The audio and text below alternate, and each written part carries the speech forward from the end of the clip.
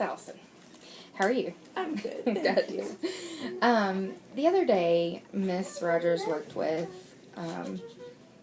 Carlos on fruit and seed dispersal, and she did a lesson plan with him, and the whole class. It was a whole class instruction, but she went over vocabulary with him. Some of the strategies or the accommodations that she gave him were reading the text in English with his friends, providing visuals, giving him table talk, which was being able to talk with his group at his table, and she also provided objectives for the classroom, the whole classroom.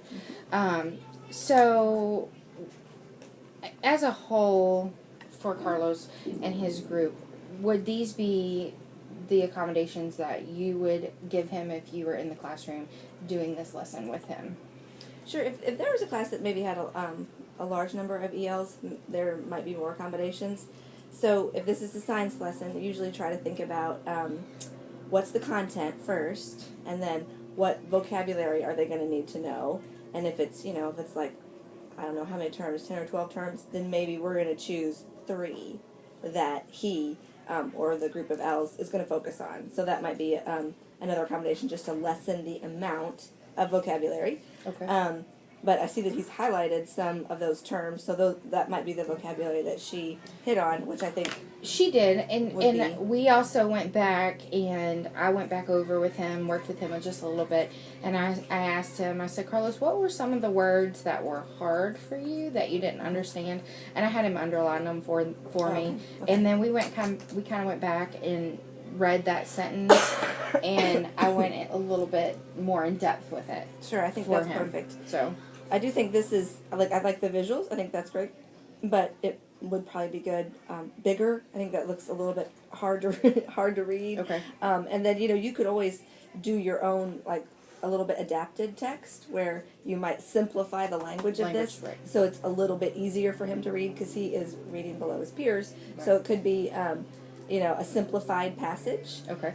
So if that's the content, and then you also want to think about what language does he have to use or understand to be successful in the lesson. Okay. So if I don't know what they did with this, if they did some writing they answered questions about it. Yeah. Okay, so a perfect accommodation could be if the whole class gets these questions, he could have a sentence starter where he can focus on the content and not have to think about how to formulate his sentence. So you could start the sentence for him, and then he has to fill in the content. Okay. So, and if he's going to have to do some conversing with a friend about it, then he could use those same sentence frames to help him talk about it, so that he can show what he knows. You're just helping him with that language. Okay.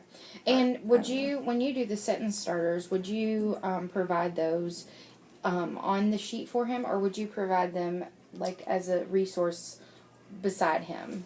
It could be both. I mean, if you have a classroom that there are lots of EL students, you might go ahead and adapt the form and have two forms. Okay. Or go ahead and have it on there, and then kids don't need it; they don't have to use it. Okay. That's the thing. A lot of the modifications for EL kiddos, it's really good for a lot of learners. Okay. But you don't have to use them. Right. So if it's something that he's going to be tested on, then it would be good for him to have them in his notebook too, though, so he could go back and look at it. And Okay. So I'm not sure what. Okay. I think there was one other question that I was going to ask you. When you provide him with accommodations and modifications to work, do you usually... Oh, that was my other question, but do you usually try to get the teachers' lessons ahead of time and help them modify that? Do you collaborate with the teachers to modify their student work, or do you just pull them out and kind of basically how does ELL work here? Well, here EL is a pullout. Okay.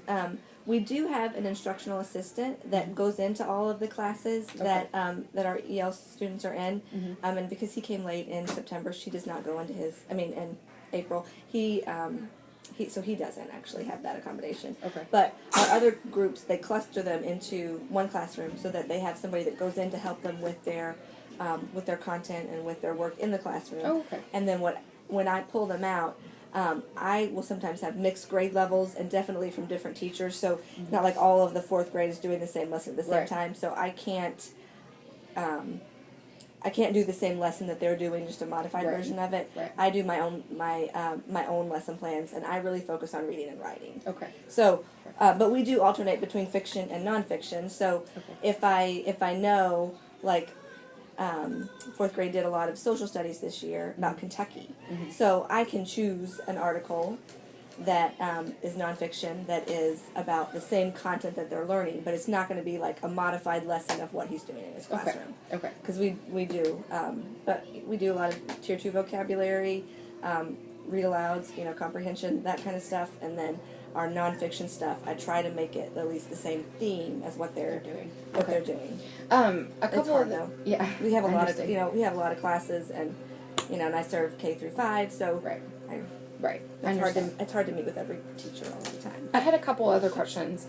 Now, I know this wouldn't particularly pertain to Carlos, but if you had a student that just arrived and didn't speak very much English at all, would you provide the accommodation of providing the piece in their native language, and then allowing them to read it in English, or having a peer read it in English to them, so that they got it in both their native language and their second language?